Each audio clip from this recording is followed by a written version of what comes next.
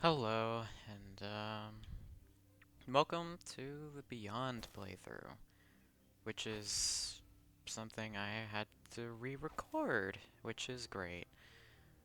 Um, However, I'll let you know that the current status that I'm in is about the same, as in I am tired. That being said, let's recap. Beyond is the third mission of Shadowkeep. Now, some of you may know that I originally wanted to do a whole playthrough of Shadowkeep when it initially came out, and hindsight being 2020, I it probably wouldn't have been possible, let's just say, because the server issues, you know, everybody was kind of locked out for an hour or two or three. So yeah, it would have been difficult. Also, my computer died and I just kind of lost interest in doing it when that happened. But let me tell you, playing with friends was actually really nice. It also means that I'm not the only one who witnessed my own freakout when I was playing through the campaign. So I guess I should give my thoughts on the other two missions before I really get into why I like Beyond so much. And then, after that, comes the ranting portion, because I am a little peeved. That's a great way to describe that. But, whatever, let's get the appraisals through. Shadowkeep's campaign overall was short, but I kind of liked it, admittedly for one big reason. The big reason being the pyramid, because honestly, if the pyramid wasn't there, I don't know if I'd like it as much. Then again, I don't think I don't know what Shadowkeep would have been like based around if the pyramid wasn't here. Remember You to know? keep your wits about you. We do not know what tricks they Um, may play within. yeah, the first Shadowkeep mission, when I started playing through it, I saw the Hive again, and it was nice seeing them back. I mean, the Hidden Swarm Hive, I mean. It was nice seeing them. I kind of miss them. I, I like I like the new Hive design, I do. But I also like the old Hive design. And seeing a mesh between the two, that's pretty cool. Something that you'll hear me do a lot is praise the art and music teams, and I will continue to do that because they do pretty amazing work. Though honestly, it ends up making me feel bad. And we'll get It's to that in a happening bit again. though. Like it's reaching inside me. Now, the first mission, in my eyes, didn't really culminate until we reached a certain point, and that point was you, or this thing. The pyramid is waiting. This thing is absolutely amazing, and I am so happy, A, that I was right that this thing would be in the Shadowkeep, but also just that it exists. Some of you may know that I'm obsessed with the pyramids, and, well, this this sent everything into overdrive. You have no idea. Well, okay, some of you have an idea. Specifically, two of you.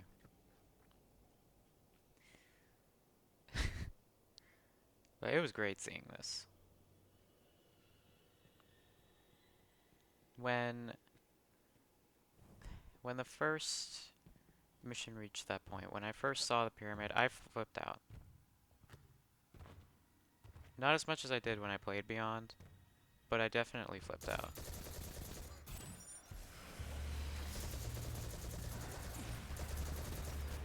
Um, Another thing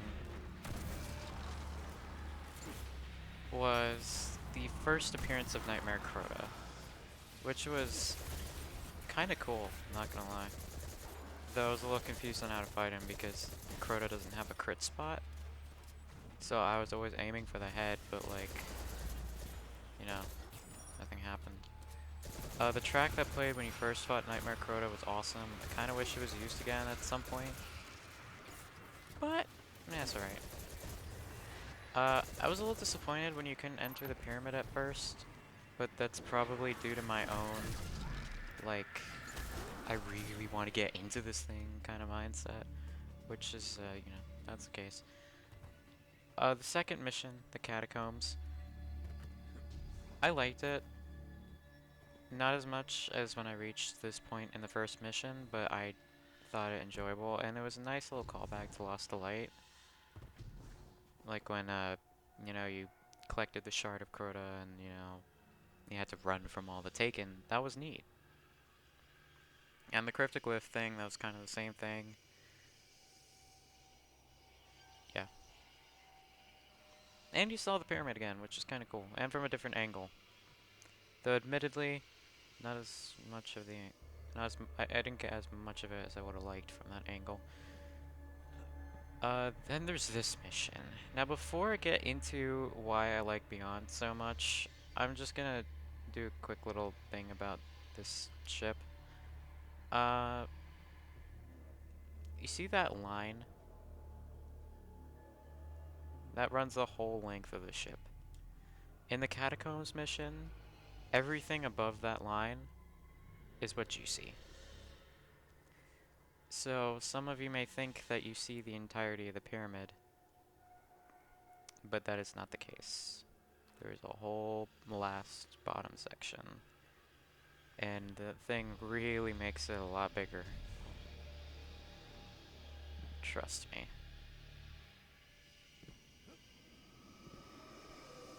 I'll get into like the pyramid later, It beckons us to but right come now let's closer. talk about the mission.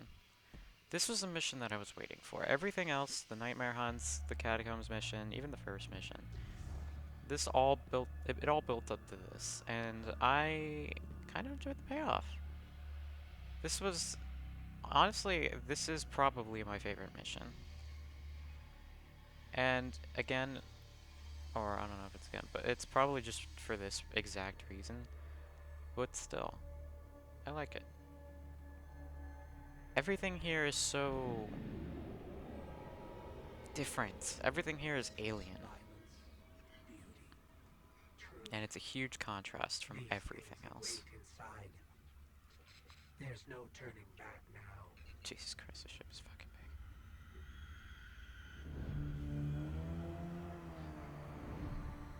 I love that.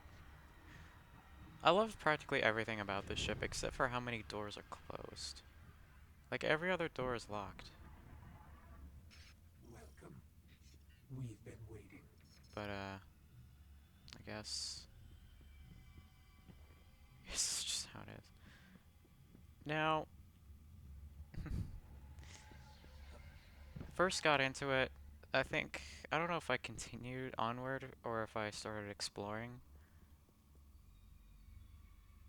But everything here everything here piqued my interest. The gold, the stone, the lights, everything. That's cool. Like I was practically freaking out the entire mission because everything piqued my interest. I was excited about everything. Everything was new. And you'd think that would make me very easy to please. And in some cases, I am very easy to please, especially when it comes to these things. But man, this hallway started it all. But when the reveal trailer came out, or was it a Vidoc? I don't know. One of those. This hallway was shown for a brief moment with Nightmare Gall in it. And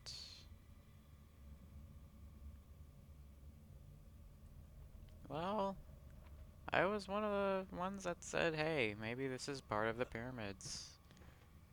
No, initially I thought it was like a station, an outpost or something like that, but it ended up being a real ship, and you know, I'm cool with that.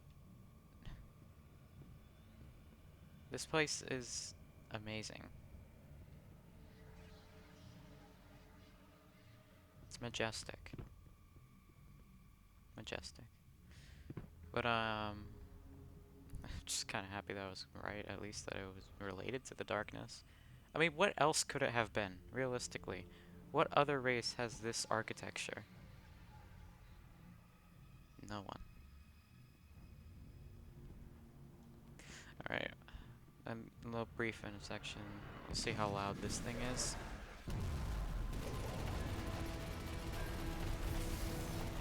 Last time, in my other video, Nightmare Gall was by far the loudest aspect, which is what inspired me to go back and re-record it, which is always fun.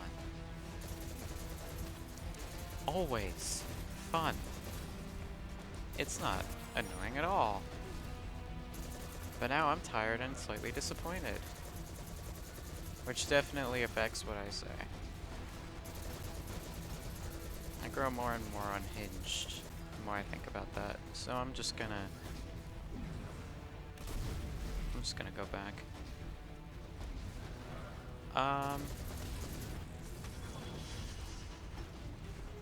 Hey buddy. Ah, fuck off. Did I really just... That's awesome. Did I really just do that? That's fucking sick. That is fucking sick. I know I probably just killed the war beasts around him as he spawned, but honestly it looked like I fucking Nova Bombed him out of his shields. That's cool. Moving on. Fighting the nightmares in their, like, respective locations with the Dominus Gall remix and the extra layers added to the Temple of Crota and the Fanatic. That was neat. I really like the look of the Nightmare Realms, which is weird that I call them the Nightmare Realms, especially when there's an in-canon Nightmare Realm.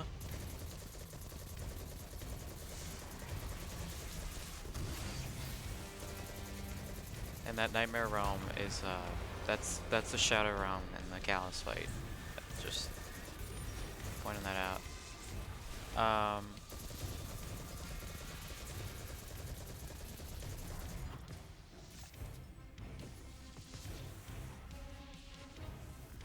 don't know, maybe I could just call it the Nightmare Realms because it's, I guess, more fitting. This place looks really cool. Again, I fucking love the veins. Am I closer to everything? Feels like I'm closer to everything.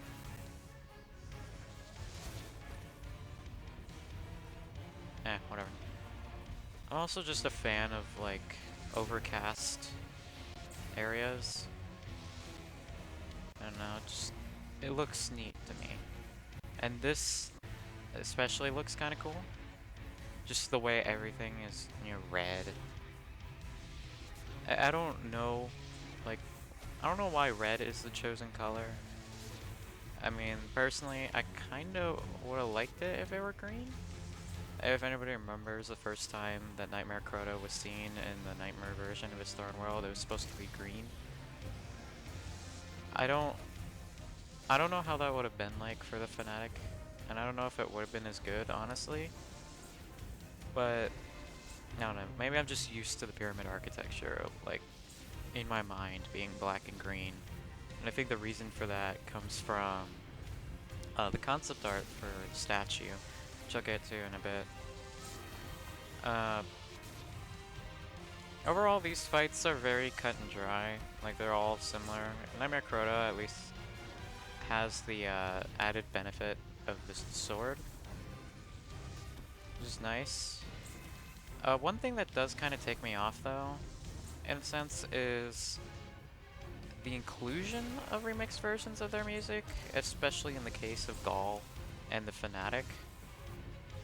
Because it's not the fact that the remixes exist, because I love them, it's just the where they play.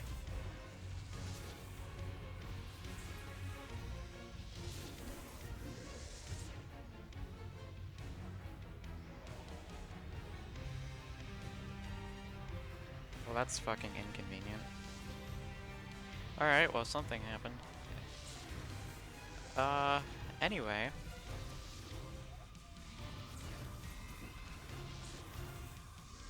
Still going on. Okay. Sorry. Extra thing. Um, I... Fuck, I lost my train of thought. Thanks. That's... I'll go off on a tangent for a second.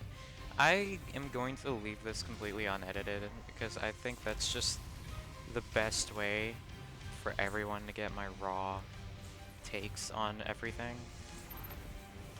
I mean, I don't have scripts, so everything here is pretty raw, but like extra raw, so I don't cut out anything. Whatever. Anyway, back to it. Nightmare Gall's Beyond theme, the Dominus Gall remix and the Phase 2 of the Fnatic, they don't play anywhere outside of this mission.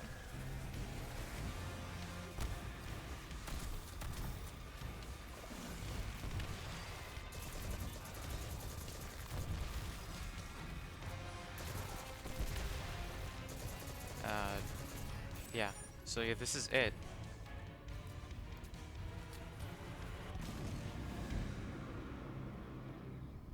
So, about that, whenever people ask me for Nightmare Galls or the Fanatics theme, I always, or when they did ask me, because I do have them uploaded now, but when they used to ask me, I'd always think of their like actual Nightmare Hunt theme, which is completely different. Like how the video I titled Insanity, I didn't have to include the Fnatic Phase 2 remix, but I did because I knew people would ask for it. And the Dominant Skull one I split into two because, in my opinion, On the Hunt should not have been used for Nightmare Gall's Nightmare Hunt. I don't know what the reasoning was behind that, but whatever. Now On the Hunt Phase 2 cannot be played whatsoever, but whatever. Whatever. I don't know. I'll talk about all that later. Let's get back to this mission. Everything here was so new. This architecture reminds me of something, and I can't figure it out for the life of me. Some have said Prometheus, like the derelict ships that the engineers had, mainly because of the urns. I haven't heard anything else, though. Or maybe I have and I'm just forgetting. But I'd like your opinions. What does this architecture remind you of?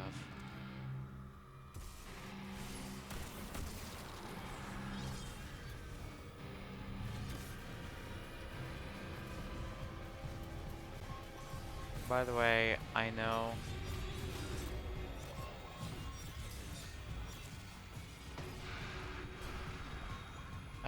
I use the Aikilo shotgun, and I know I've seen some of the comments. I know some of you get on me for that. But yes, I unironically... Did you just fall? I unironically use the Aikilo shotgun. And I will defend using this gun until I get a better one. A better shotgun, because I'm very run and gun.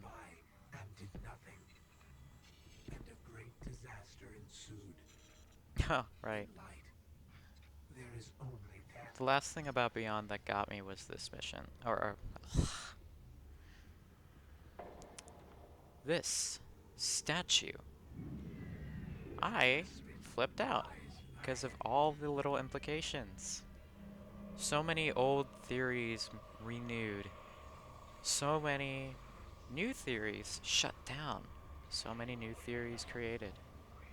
This single statue is the biggest, like, perplexity in this entire ship. By the way, this artifact does look similar to the Traveler, but if you looked at the Traveler, it does look a little bit different.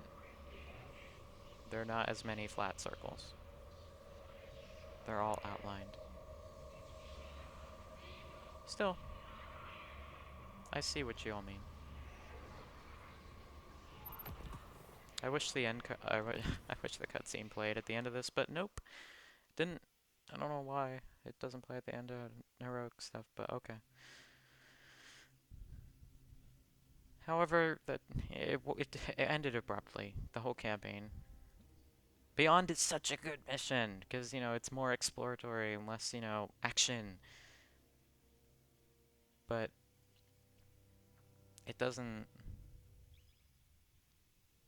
it doesn't give you room to, like, it doesn't let you know how you left.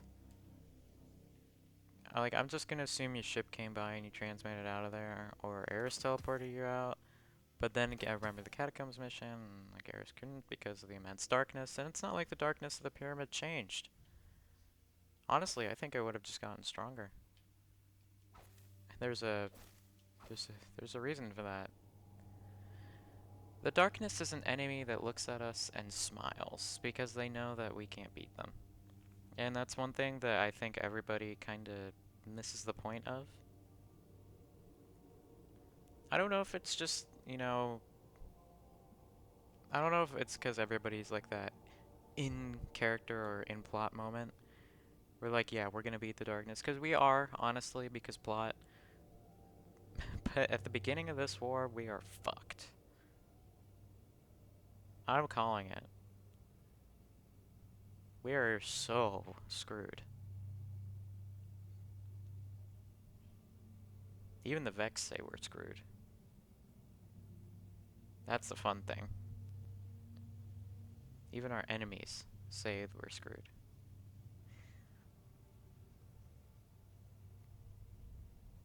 But yeah, in order to prevent me from going off on a whole hour like I did in the previous iteration, I'm just gonna go say what I need to say.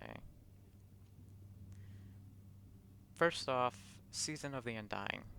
Season of the Undying, I'm gonna be fair, was kind of disappointing.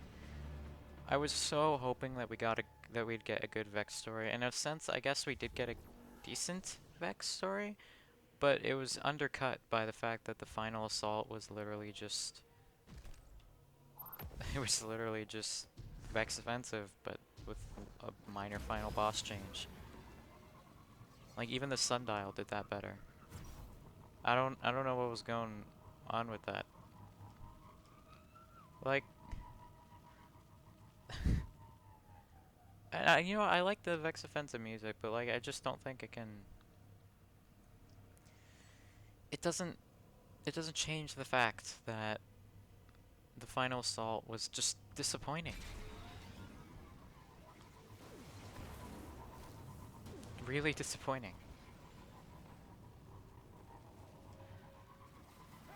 But it wasn't the only thing that was disappointing about Season of the Undying. The other thing was that almost every single item, or not every single item, but like a lot, Bungie even said it themselves, like 50% of the Eververse items were like silver exclusive. And I find that such bullshit. And I know some of you may know my thoughts on Eververse, and I always talk about it when it comes to Destiny conversations with my friends, but I just hate it with such a...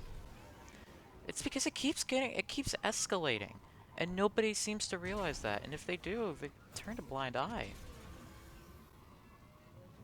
I know Destiny's technically free to play now, but it's not fully free to play. None of the DLCs are free. And I'm fine with that. But I'm not fine with Eververse. Because Eververse just, again, it keeps getting worse. It started off as direct pay in the Taken King. And then the April update added loot boxes. And you know what? Everybody kind of got a little, you know, they got a little upset about it. But then it got worse. It got worse. Because they added more and more. There's a reason why the last Festival of the Lost in Destiny 1 was called Festival of the Cost. It's because we couldn't get anything. We could pick 2 masks and that was it. It was bull. It was absolute bullshit. But then it got worse. D2. Loot boxes. More of them. And a fuck ton more items. From the start.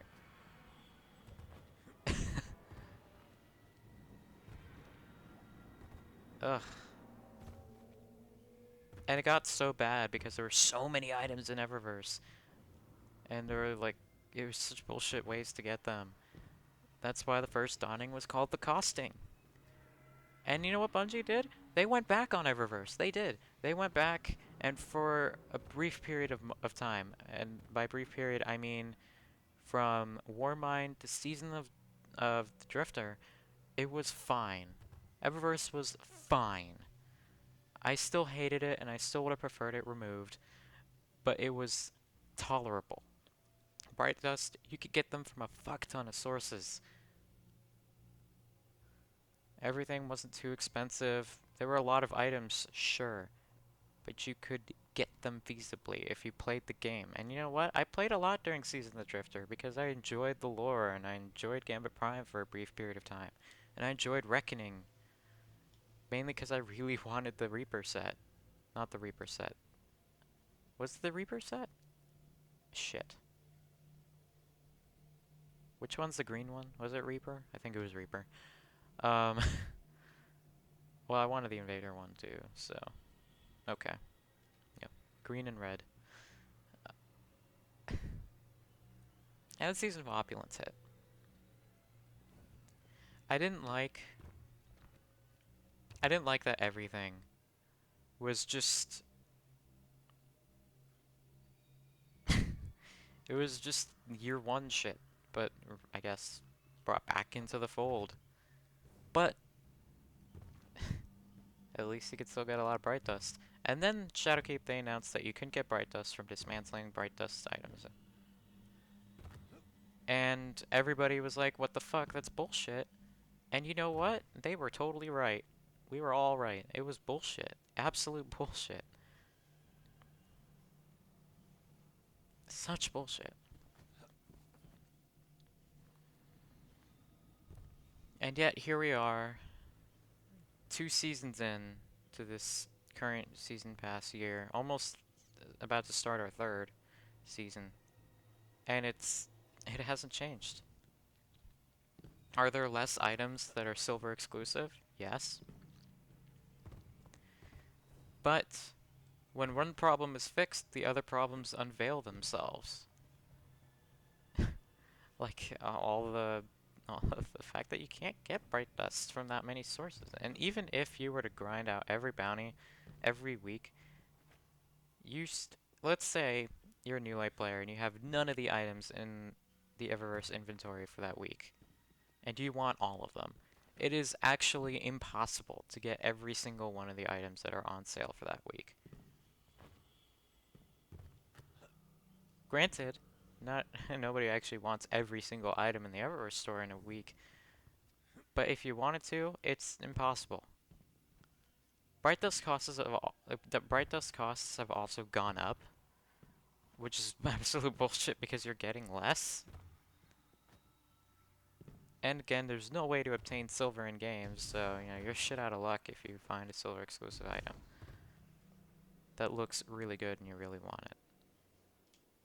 But there's no consistency either. Solstice of Heroes Year 2, I fucking hated it. You know why? Because, what was it, 500 Bright Dust does not equal 15,000, or 500 silver does not equal 15,000 Bright Dust.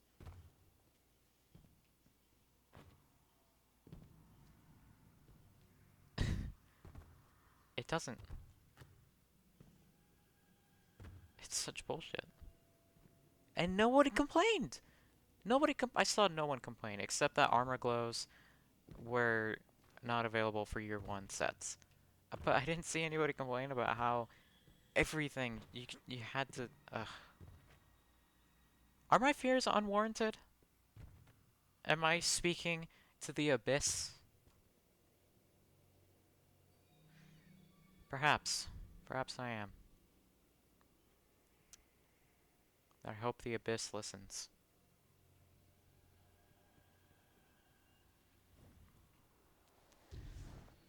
Eververse has gotten worse, everyone. It's time we all realize that. Next, Season of Dawn. Now, I had just come out of the burnout from Season of the Undying, because, you know, I actually wanted the phenotype set. But, man, the Season of Dawn armor looked pretty good too, so I went for that. And now I am completely almost burnt out. I've resigned that unless the next seasonal, like, armor is the best thing in the game, that I won't give a flying fuck about upgrading my season rank, and that I will only go for story and quest content, and whatever new activity they want to shove into Mars, you know, ignoring the fact that it already has escalation protocol. Like, Aikilos gear, fuck it, I don't care. If they add Siva gear and it looks genuinely cool, then fine. I'll shuffle it out again. But right now, I'm just going for story. Listen, I know a lot of you are gonna look at me and say, you should definitely play a different game, and I'll tell you, I am. I came back to this because I knew that well, one, I said that I would do it, and two, I just want to get everything out there. And I still want the game to succeed. It's just, right now, with the seasonal pass, I just can't fucking do it. I'm excited for Doom Eternal, and I'm gonna play Doom Eternal when it comes out. I'm also playing Dark Souls 3 to pass the time, and you know what? I never thought I would play Dark Souls. But here we are. Dark Souls 3 is fucking awesome. And then after that, I'm gonna migrate to Dark Souls 1. Everything is really fucking fun. I mean, I don't know how half the shit works, but that kind of goes for every game. Like, honestly, I don't give a shit about stats half the time. But now that I'm on Dark Eater Madeir, fire resistant stats kind of work. Kind of, you know, they have to be a thing. Back to Destiny. Season of Dawn, besides burning me out, I mean, it's filler in my eyes. It's filler. You know why it's filler? Because Season of the Undying, the tie-in to Season of Dawn, is the Undying Mind died, and the Infinite Forest, in response, changed gears. Changed gears and said, hey, in 30 to 40 years, you are all metrically fucked because of the pyramids. Now, what does it have to do with Season of Dawn? If you said absolutely nothing, you'd be absolutely right.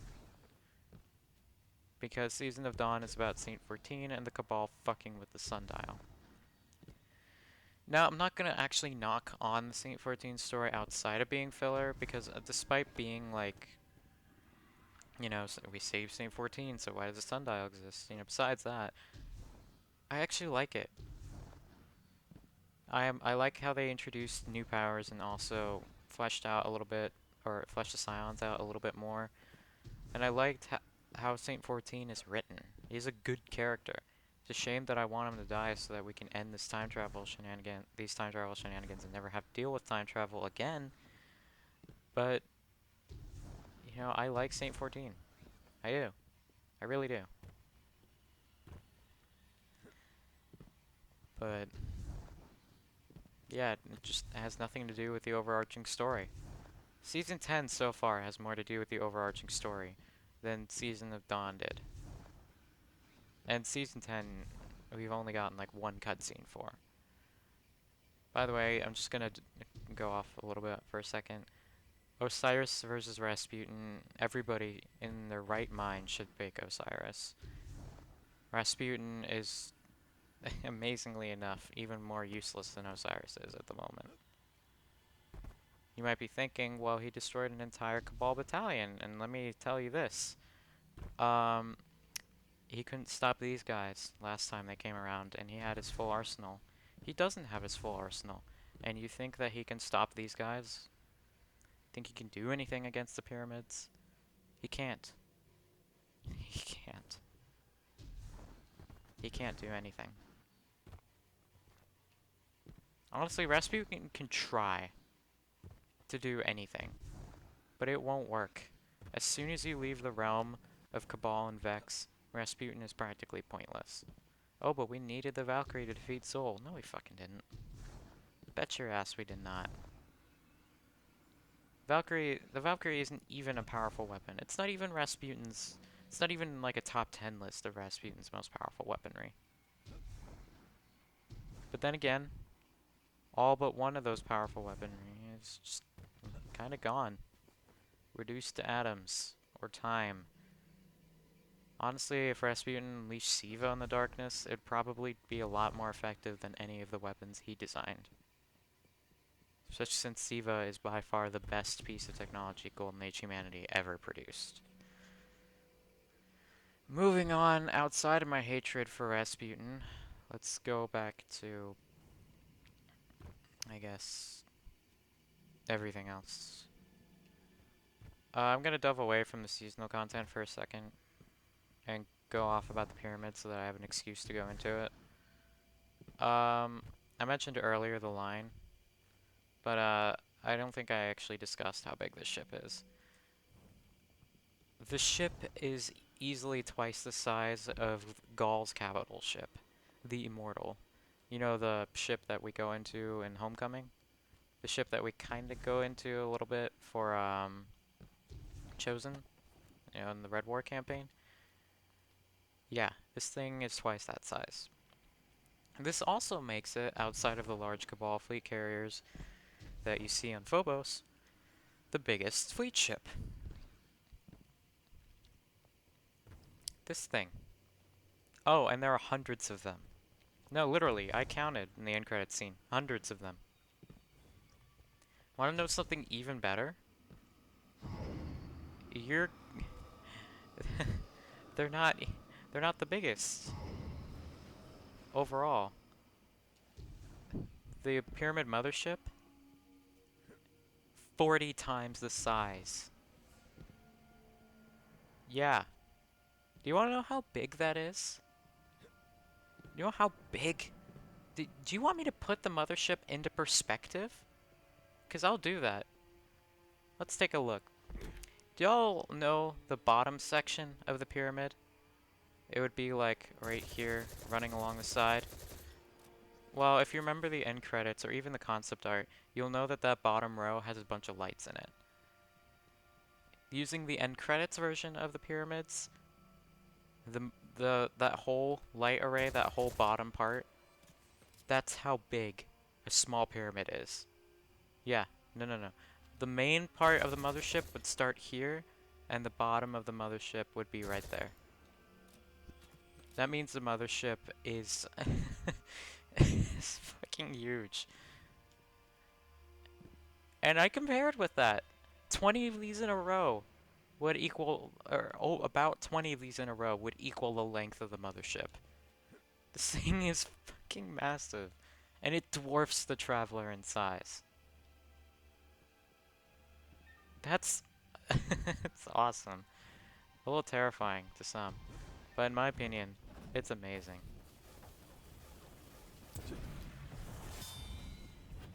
Absolutely amazing.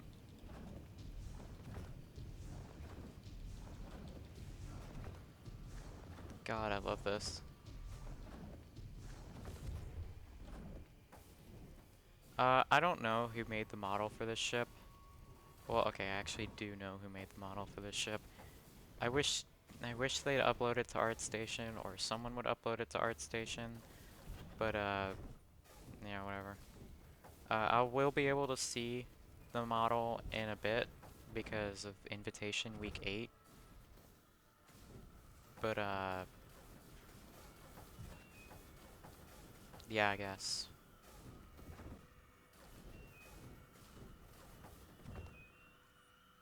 If if I get through next week and I start taking a shit ton of screenshots as I plan to do for the pyramids, then find out that like an hour later they just upload the whole thing to ArtStation, then I'm gonna be a little mad, but overall I guess I'm gonna be happy, you know. A waste of time, sure, but you know, Now I can't complain about anything. Either way, yeah, ship's massive, and I love everything about it, and I'll go through it as time goes on. I don't have, I guess I already got my grievances through.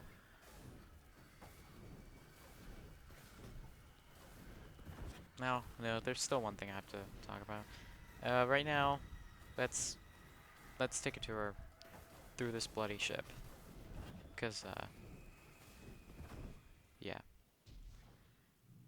Admittance, as I call it. Or as the game probably calls it. This place is awesome. I love everything. Little details. These doors. Freakishly tall, but you can only fit like 2 people if you walked in side to side. I don't know what that means, but it's neat. I don't know what this is. I think that's like directly above where the laser would be. That is if the bottom of this model has a laser pointer. But I don't know. I hate how there's so many locked doors, but yeah, I don't really know what would be behind them. Because the way that we're going, it looks like this is more or less a hub area. Or like ritual sites. And it'll make more sense the further we go along. But a lot of these are hallways or hubs, and until we get to the next room over there. Every door is like...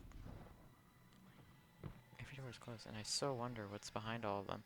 What's even weirder is that I know there's at least one enemy that's present, and that's Nightmare Gall, all the way up there, you know, above the map. But I swear, if, like, there's always a red bar under the... or on my map. Like, just every once in a while, there would be a red bar on the minimap that would just flash for a moment. Alright, let's go this way. Yeah, this is neat. I don't know what it is, though. A lot of the doors are also locked by this.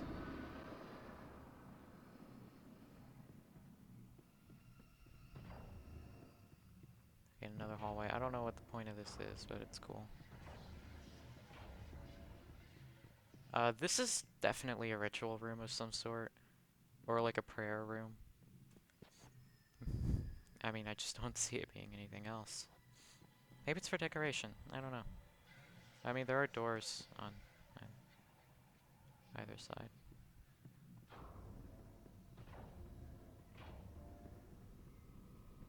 This place is cool. I think this is probably my favorite hallway. It's weird saying that, but you know what I mean. Again, another door. I don't know where all these lead to. I don't know if these are like conference rooms, or I don't even know if this ship has a bridge. Maybe there's a mess hall, crew quarters. There are places to sleep in here. Did whatever build these things sleep? Do they sleep? What are they? I know there's a confirmed darkness race. It's something that the Drifter and Cade saw. Cade during a vision of the collapse, and the Drifter when he went to an ice planet. But those things are described as primal, animalistic. They couldn't have built these. Something else had to have built this. And I don't know what it is, or what they are. Some refer to Anon the... or not Anon the Nine. No, Anon the Nine. Some refer to as Leak, claiming that they are dark green with claws, the smell of wet earth. I don't believe that. I believe the name, but I do not believe anything else. By the way, all these urns have like orange dust coming off of them. And like, I don't know what that means. I don't know why this type of urn has holes in it. I don't know why some of these urns are taller than the rest.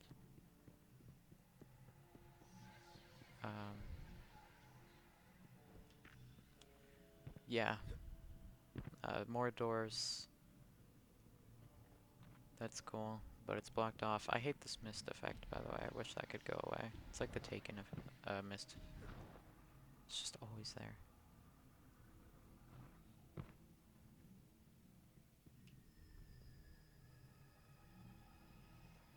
Still, so curious. Like, where does this door lead to? So many, like, so many places that I could go. Don't know what this room's for. Up here, the statue. That's actually from a piece of concept art that came out for the D2 installer menu. And above it was actually supposed to be another statue, a bust of someone wearing a weird headdress. But they didn't put that here, they just put in the statue. For a while I thought it would be like the other 9, or just unknown space in general, because the sky had that weird blue-pink effect that unknown space has, especially in the Reckoning area. But it ended up being these guys, which actually raises a lot of questions. Especially since I think that piece of concept art gave a lot of hints. I mean, the Egyptian hieroglyphs on the side, the fact that the green banners in the background were, you know, ancient human labyrinth patterns that we ourselves drew. And it's, I mean, it's like some of us still draw. Also, those same patterns are on IO. Oh, even better. The fact that these statues are human. This ship is older than us. It's older than the collapse. It's older than the Golden Age. And yet, they're human. I wonder why. And that raises so many questions. One thing that I'd hate, though, is the idea of, like, Dark Guardians, if you get my drift. Oh, I fell into the abyss. But here's what I mean by Dark Guardians. Dark Guardians, I mean guardians like us that decided to be evil. And that's something that's technically already happened with the Kentark 3, but I just hate that concept. The only reason why I don't really list the Kentark 3 as like hated examples is because at least one of them saw that they were being idiots. Let me up. You can climb on the statue. Just gonna point that out.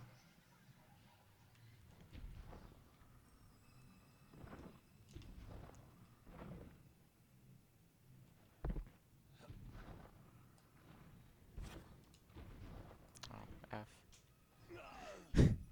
I'm having issues. But yeah, point is, I don't know why. I don't know why everything here is so human. But I guess we'll figure it out. Eventually. But eventually is, unfortunately, the last point that I want to make. I don't know how negative I've been this entire time. I know I went off on Eververse, and I've been kinda with the current seasonal model, and I still am. But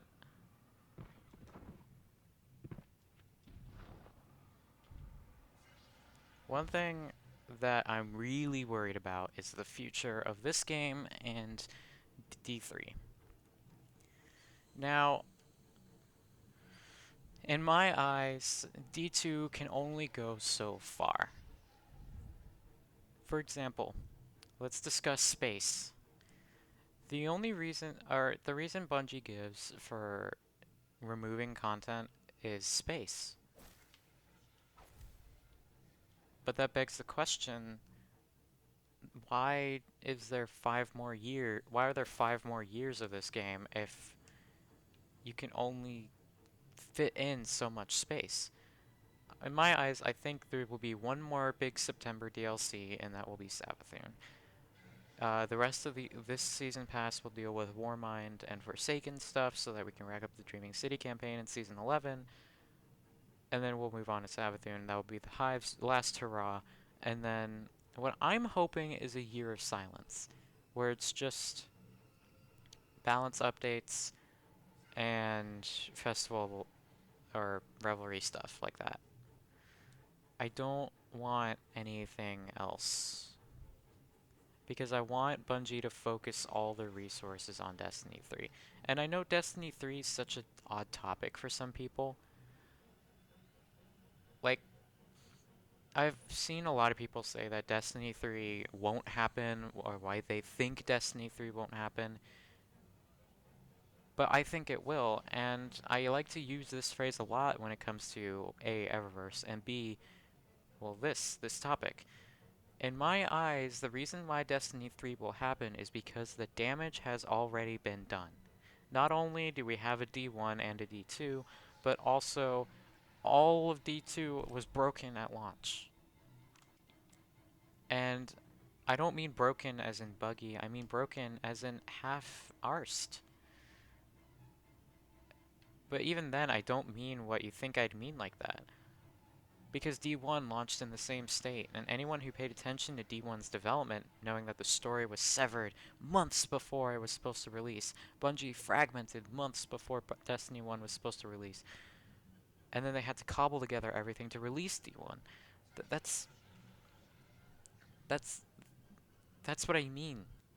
Everything was cobbled together at the last minute, and the same thing goes for D2. The only reason Rise of Iron exists is because D2 was delayed, and the only reason it was delayed was because of that. I don't know what D2's story was supposed to be. From what I can gather, it really wouldn't have been that different from this one, but clearly there were differences.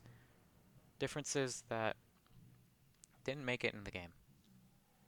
And that's why D2's story, while better than D1's, wasn't at its full potential. D3 needs to be at its full potential. There's no release date. There's no deadline for Bungie to work off of when it comes to D3. And I think that's a big reason why we haven't heard anything about it. Because there's no reason to. There's no reason to push out a release date if you're not ready. If you're in the middle of developing D3 and Activision was in control, they probably say, hey, release this by 2021, no later. But now that Bungie's independent, they can release Destiny 3 whenever the fuck they want. Preferably, I would like it by 2021 so that we can A, get the Savathun stuff out of the way in 2020, but B, so that we don't have to deal with repetitiveness. And what I mean by repetitiveness isn't, the simple, grind. I mean story-wise.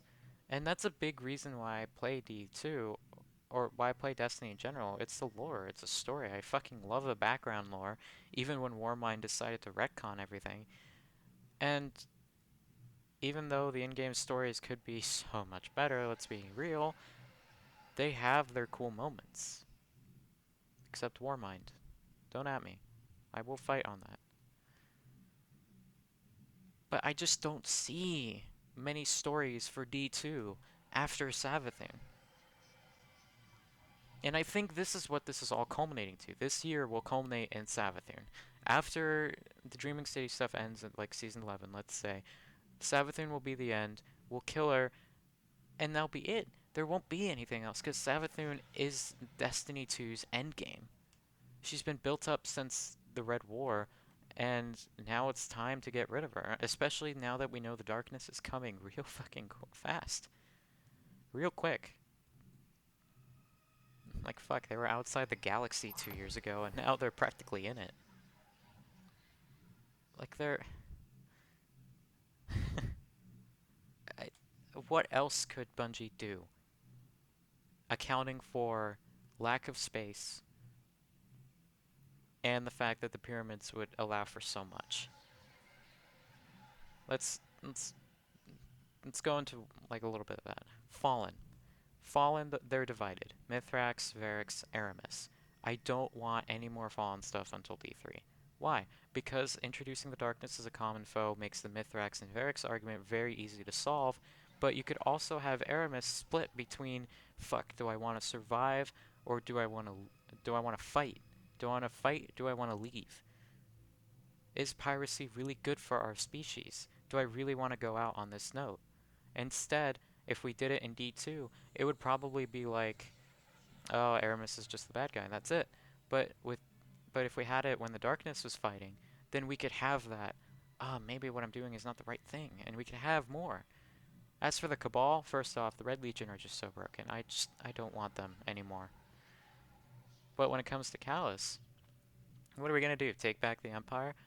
Season of Opulence practically turned that on its head and said, nah, we'll just stay here in the system. Why live in the past? But we're gonna need those allies. So we're gonna have to put Callus back in charge of the Empire. But we're gonna have to change his mind. But the only way we can do that is to prove the darkness is fallible, something we can't do in D2. One, because the Armada isn't here, and two, because this pyramid is really fucking with everyone.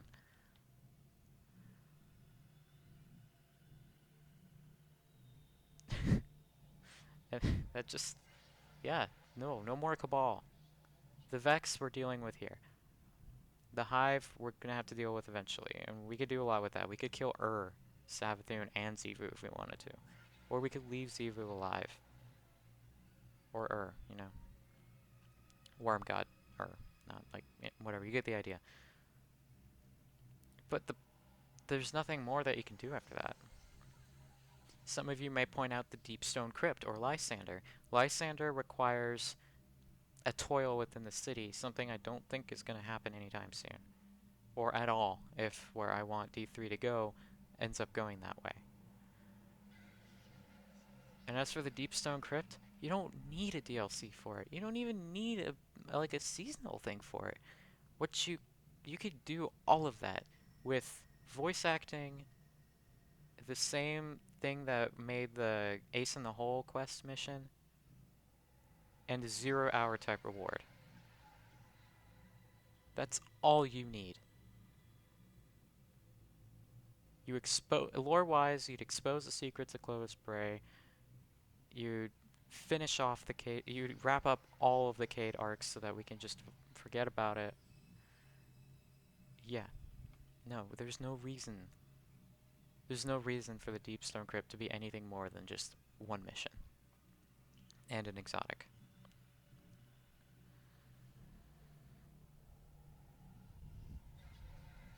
But I guess enemy-wise, it would all depend on where this Season 10 stuff's going. I am excited to see where all of this goes. But I'm also extremely worried. I'm excited because the pyramids are fucking amazing, and I love them. I'm excited to see how all of our enemies react to these godlike beings reintroduce themselves into the system and completely fuck over everything that was once powerful. I'm excited to see if the Traveler really does get killed. Because that would be a very good, like, way to usher in the fact that we, Guardians, we make our own fate. We don't need a ball to hover over us. We don't need, you know, the darkness to entice us with power. It stops becoming a fight between light and dark and starts becoming a fight between survival and annihilation.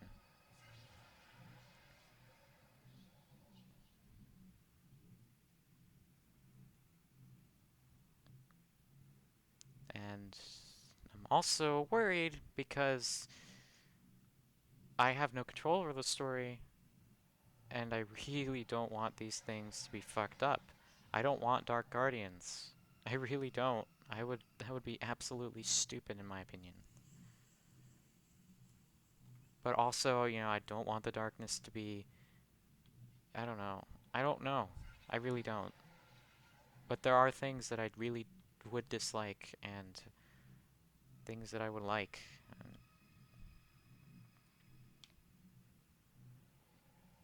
And then there's another reason why I'm really worried, but that has nothing to do with anything at the moment. I'll just leave that be. Anyone curious about where future videos are gonna go. Project Memory was just uploaded. Because Season 10's coming out, I plan to re-upload a couple Warmind videos. Specifically Beneath the Ice, because I missed something, and the first time you meet Zol. Just been sitting there for a while. I should probably, do something about that.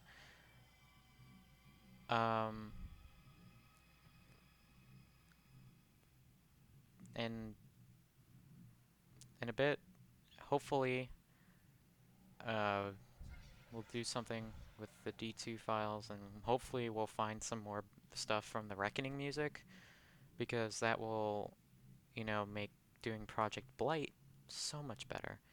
Project Blight, if you don't know, is just all the D2 Taken exclusive music, which means no Dreaming City tracks except like Abomination or Darkness Gathers, but yeah.